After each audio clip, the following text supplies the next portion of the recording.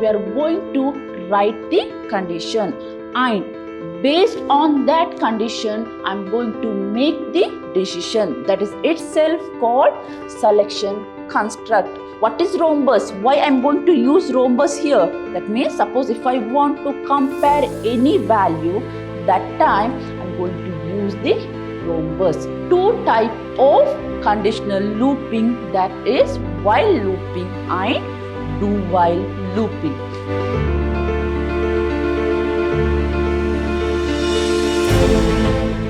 Hello students, a warm welcome to my today's session on 5th chapter, that is problem solving methodology. I am Revati, faculty, Department of Computer Science, Vidyashram Pre-University College, Temple of Excellence, Mysuru. Before going to start my today's session, let me to recall the things what I had discussed in my previous session. In my previous session, I started with selection construct. So what is selection construct here? That is, we are going to write the condition, and based on that condition, I'm going to make the decision. That is itself called selection construct. So what is the first procedure I'm going to have here? I'm going to write the condition. Based on that, whatever the action I want to perform, that is going to return inside my selection construct. There are certain type of selection construct we are going to have.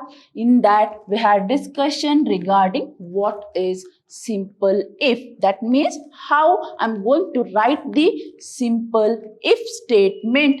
Along with that, we had discussion regarding the syntax of simple if statement. Along with that, example and flowchart. Then we had discussion regarding what is if-else statement.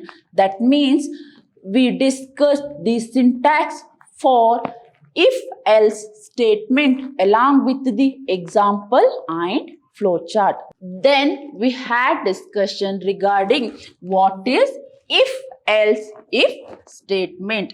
In that, we had discussion regarding how to write the syntax along with the example as well as flowchart. And at the end, we had discussion regarding nested if statement. That means we discussed what are the syntax used to write nested if statement along with the example and flowchart. These are the certain topics I had discussed in my previous session.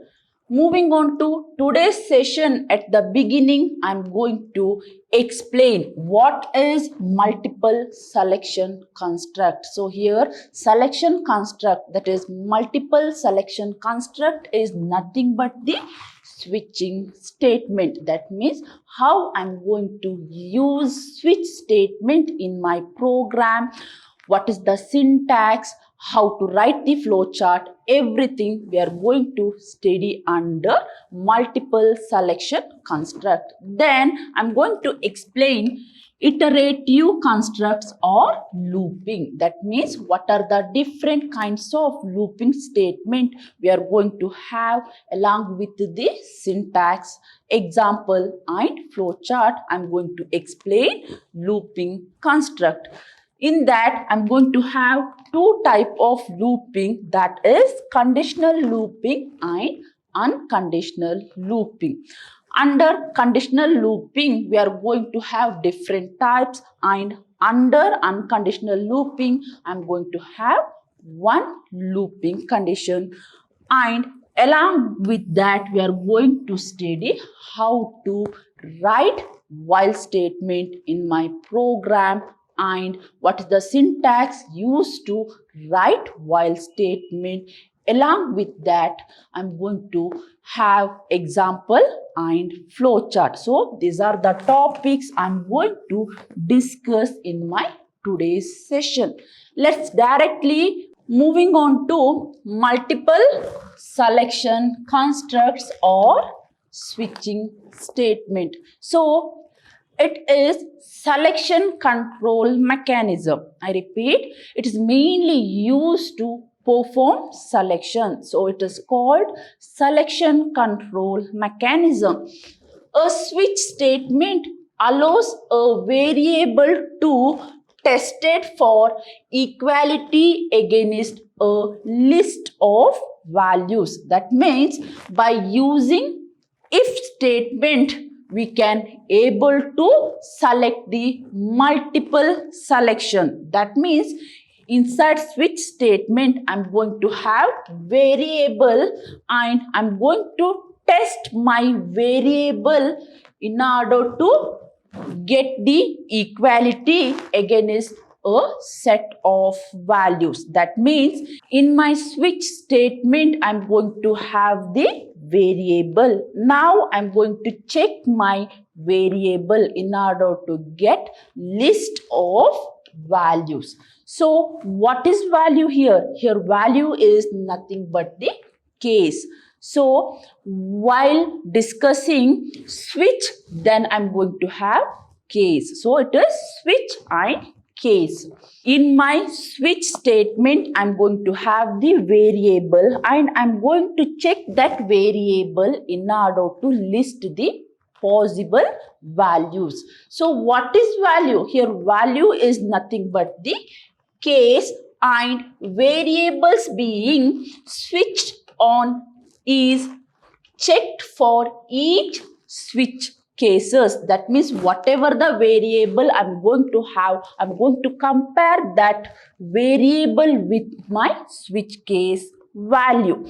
If there are more than two alternatives, that means I'm going to have more than one switching values. In that case, the two alternatives to be selected and multiple selection construct is used. That means if there are more than two alternative values I'm going to have, in that time I'm going to have multiple selection construct. That means it's possible to write switch statement inside another switch statement. That is itself called nested switch statement. So in my switch statement, I'm going to have the keyword switch, then I'm going to pass the variable, and while making decision, I'm going to have list of values. So the list of values itself called case. Moving further, I'm going to have the syntax. That means how to write switch statement in my program. That means how to write switch statement in my program. So I'm going to use the word switch. That means suppose if I want to write switch statement in my program, what I want to do here, I want to use the word switch. Along with that, I'm going to pass the expression. So what is expression here? Here expression is nothing but, once again, it is variable.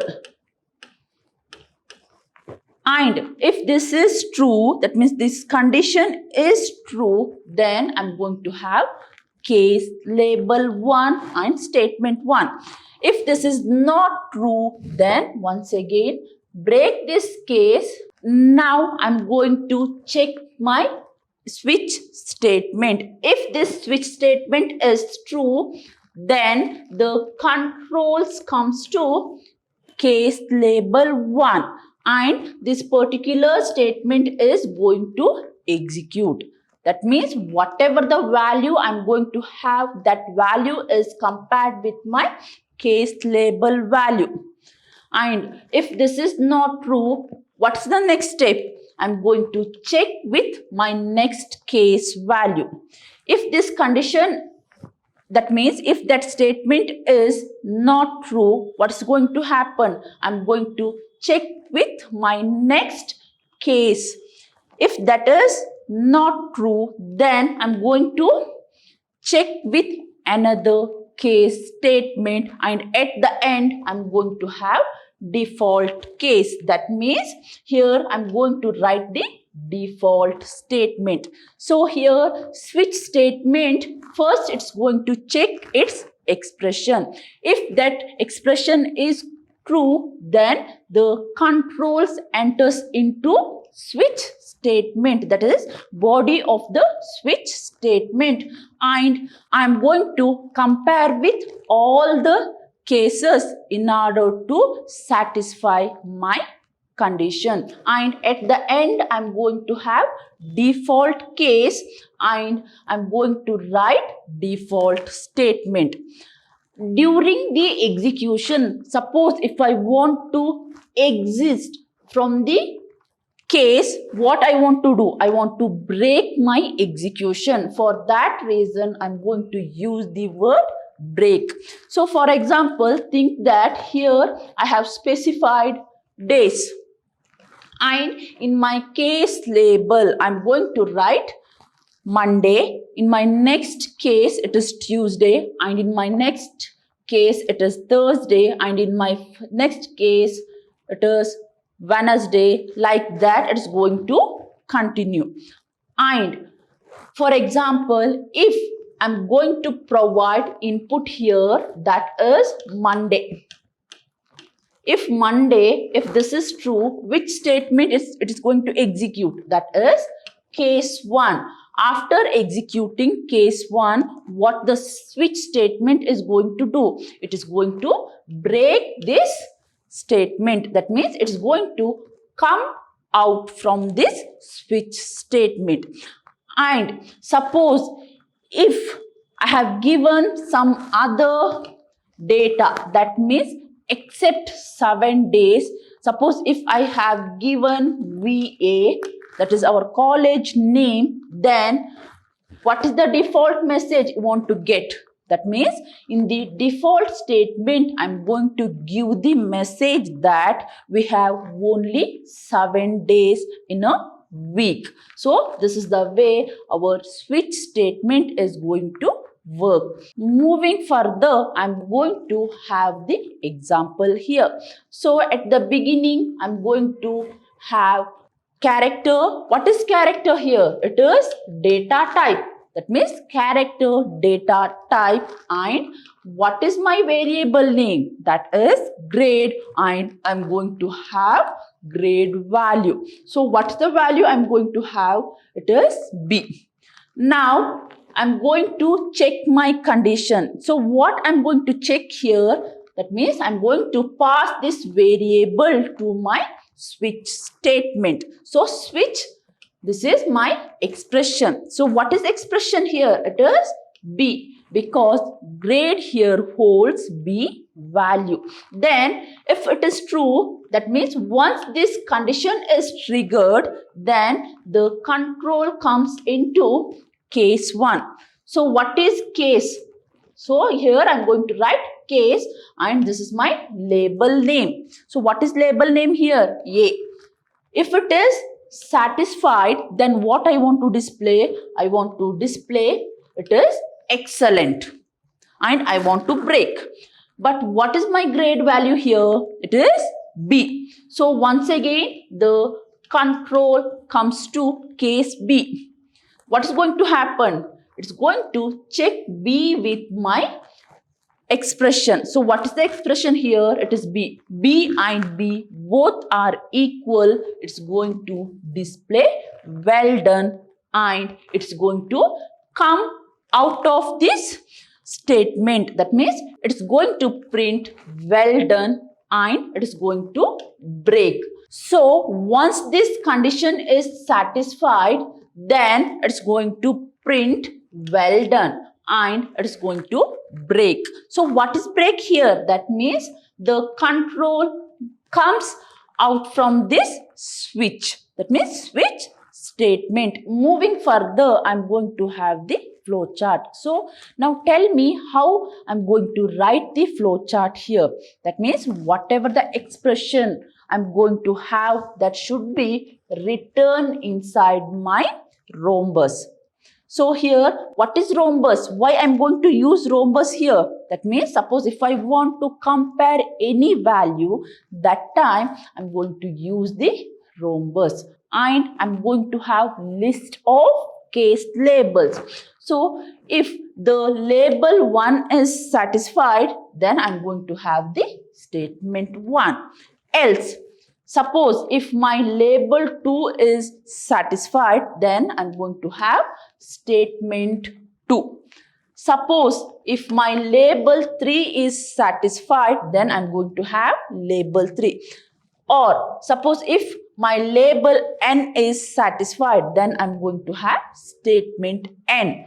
And at the end, I'm going to have default value, that is default statement. So this is the flow chart for switch statement. Moving further, I'm going to have iterative construct or looping. So dear student, now tell me why I required iterative construct. So what is iterative? What is iteration? That means it is a repeated execution of certain code.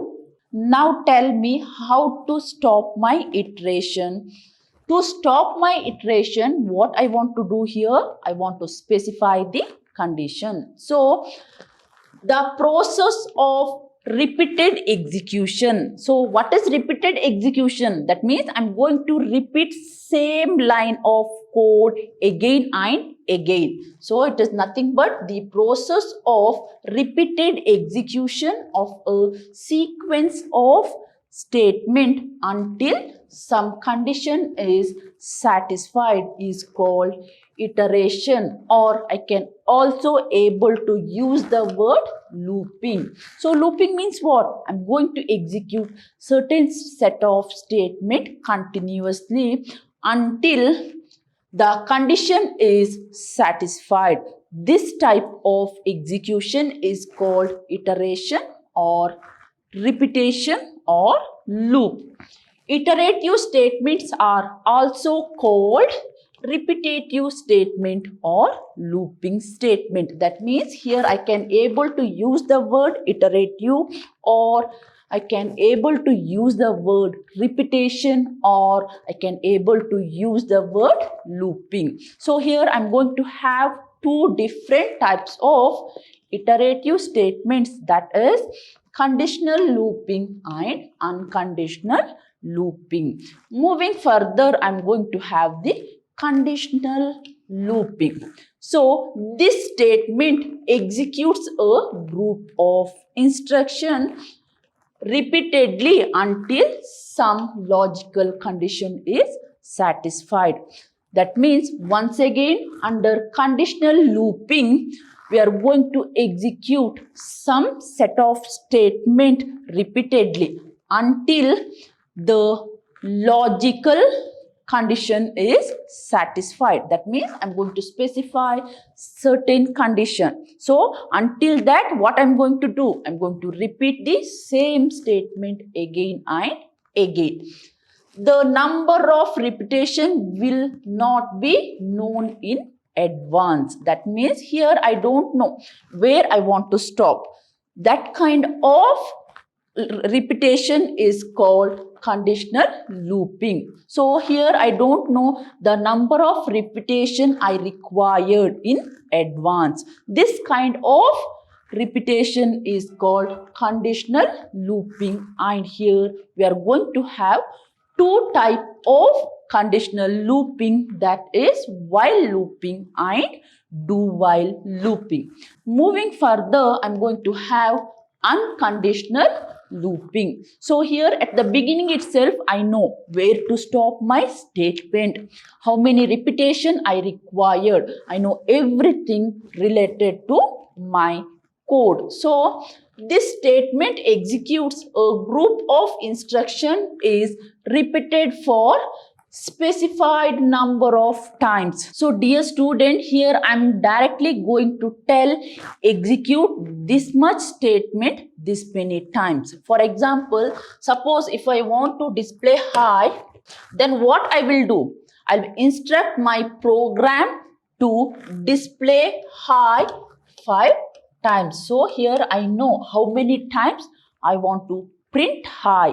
So that is itself called unconditional loop. So this statement executes a group of instruction is repeated for specified number of times. According to the example, how many times? What is the specified number of times here? It is 5. The unconditional looping construct is for loop. That means the best example for unconditional looping construct is our for loop. So what are the different types of looping construct I'm going to have? That is conditional and unconditional. Under conditional, I'm going to have do while and while. Under unconditional looping construct, I'm going to have for loop. Moving further, let's see what is while construct and why I require while construct in my program. So in while construct, I'm going to use while construct at the beginning. That means I'm going to check the condition at the beginning. If that condition is true, then I'm going to instruct that execute certain set of statement. So it is called pre-tested loop construct. That means at the beginning itself, I'm going to define my while construct. For that reason, it is called pre-tested loop structure. Then this structure checks the condition at the beginning of the structure. That means first I'm going to check the condition. If that condition is true, execute certain statement. And if that condition is false, no need to execute that certain statement. The set of statements are executed again and again until the condition is true. That means at the beginning itself, I'm going to write while condition, and if that while condition is true, I'm going to execute same statement repeatedly until the condition is true. When the condition becomes false, control is transferred out of the structure. That means the statements are executed based on the condition. That means it's going to execute till your condition is true. Suppose think that your condition is false, then what's going to happen? The control is transferred out of the statement. So here statement itself structure. Moving further, I'm going to have the general form. So here, what is while? Here, while is my keyword. That means it is predefined word and I'm going to pass the condition. That condition itself called test condition. And suppose if there is only one statement in my while loop, then directly I can able to write the while loop. Suppose if my while loop includes more than one statement in that time, those statements are written inside the curly braces. So I'm going to start my flower bracket at the beginning. I'm going to include set of statement and I'm going to close my while condition. That means suppose if I'm going to have only one statement, then while it is condition directly statement 1. Suppose if I have more than one statement in my program, then statement 1, statement 2, up to statement n, those statements are written inside the curly brace. Moving further, I'm going to have the example. That means think that I want to print natural number. So what is natural number? That is the number starts from 0, 1, 2. It is going to vary. Now I want to write the condition to print natural number. So for example, think that I want to print my natural number 1 to 10. So what is the condition here? That means where I want to start here. So I want to start from 1 and where I want to stop here. That is, I want to stop when I reach 10. In that time, I want to stop my execution. So now I'm going to write the condition. For that reason, I'm going to use the word while. And 1 less than or equal to 10. This is the condition. That means I want to print from 1 to 10. So what I will do? I'm going to write the condition directly. So 1 less than 10. Print 1 and increment 1. That means add 1. So it's going to continue until unless your number becomes 10 less than or equal to 10. That means till I'm going to print 1 to 10, I want to repeat my code. So this is the general example. Now I'm going to convert this example to my program. So I will use two variable, that is I and n. What are the two variables I'm going to use in my program? That is I as well as n. And I want to print my number from 1 and I want to stop where? When n is 10. Now I'm going to write the while condition. While I less than or equal to n. If it is true, print I, then increment I. That means I equal to I plus 1. Okay. Now what is I value? I is 1 and what is my n value here? N value is 10. So 1 less than or equal to 10. It is true, right? So what is the output I'm going to get?